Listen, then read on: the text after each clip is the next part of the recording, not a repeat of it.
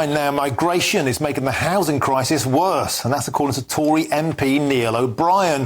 The former Levelling Up minister says that while migrants are not to blame solely for the housing crisis, increasing populations are raising rents. Who would have thought it? Well, property expert Russell Quirk joins me now. Russell, it seems they've finally woken up to the concept of supply and demand. Who would have thought it? Well, it's great to see, isn't it, an MP on the Tory side that's been in government for 14 years actually stating the bleeding obvious, which is if you get population increase both by people living longer and also 750,000 people coming to these shores and contributing to increased population, if you don't build enough houses, which we haven't done, by the way, since the 1960s, guess what happens? That shortage then translates into higher prices. I mean, who knew? Who knew that schoolboy, schoolgirl economics formula would kind of take hold? But Martin, I think the astonishing thing here is that this MP, Neil O'Brien, and I bear him no malice, I don't know the man, but he used to be the Levelling Up minister. So he was one of the people responsible specifically for ensuring, we think, that there should be enough homes built in Britain. And this government and the previous one and the previous one and the previous one, and by the way, the next one, whoever it's going to be,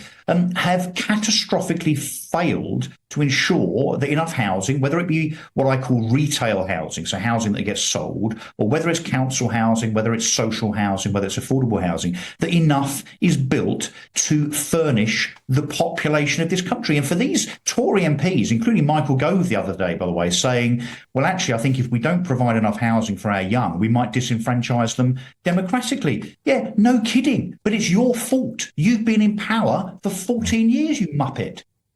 And Russell, some of the data is astonishing when you look into the detail. The idea that Britain is full because we're smaller is totally backed up.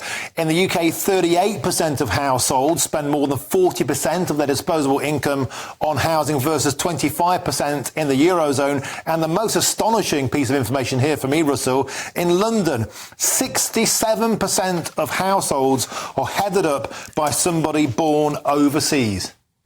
Yeah, and this is why we call it a housing crisis, because the consequence of that shortage, the difference between supply and demand, is always going to be higher prices, and on the political side here, I know I'm on this time as a kind of housing commentator, but on the political side, when you see the report this week that since 2020, immigration to this country has cost something like £24 billion to the taxpayer, because, and the GDP of this country, by the way, although it's flat and we were in Q3, Q4 last year in recession, GDP per capita, so the size of our economy per person, has dropped and dropped and dropped, because I'm afraid, and this won't be a popular thing to say, but it happens to be statistically proven as true, our attitude as a country, as a society, as a government, in terms of bringing in mass migration, no matter what the electorate says, is economically stupid, because the size of the economy as a consequence, the money that we're paying out for the luxury of having this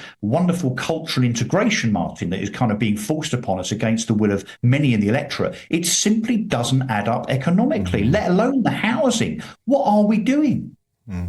Russell Quirk, common sense coming out of your every pore. Thank you very much for joining us. As ever, superb analysis. Now,